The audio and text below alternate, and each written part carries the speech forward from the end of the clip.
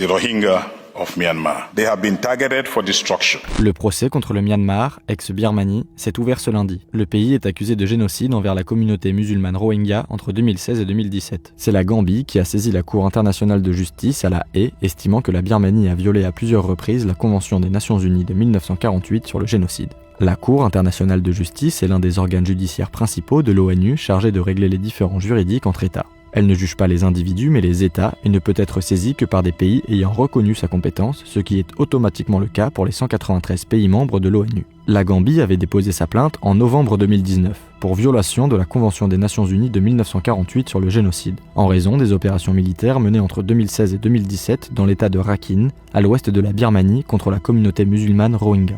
Cette plainte s'appuie sur des preuves de ce qu'ils ont qualifié de meurtres insensés et d'actes de barbarie qui continuent de choquer notre conscience collective. Des témoignages de violences extrêmes, notamment des meurtres, des viols et des destructions de villages, ont également été rapportés. Aujourd'hui, 1,17 million de Rohingyas vivent dans des camps de réfugiés dans la ville de Cox's Bazar au Bangladesh.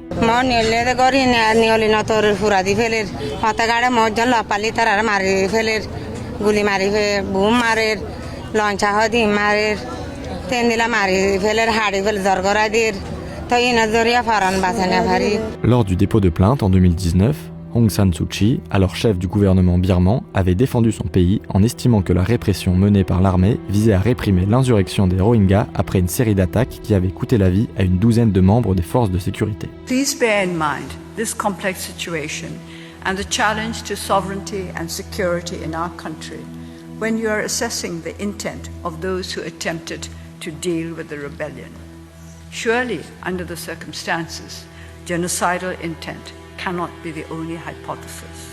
Aung San Suu Kyi a depuis été emprisonnée après un coup d'État en 2021 mené par l'armée birmane. Le procès de la Birmanie doit durer 3 semaines, et les échanges entre toutes les parties visent à établir si les actes imputés à l'État birman répondent à la définition juridique de génocide, notamment s'il y avait intention de détruire en tout ou en partie le groupe Rohingya. Mais quelles peuvent être les conséquences de ce procès ? Depuis sa création en 1945, la Cour internationale de justice n'a reconnu qu'une seule fois qu'un génocide avait été établi, lors du massacre de 8000 musulmans en 1995 en Bosnie.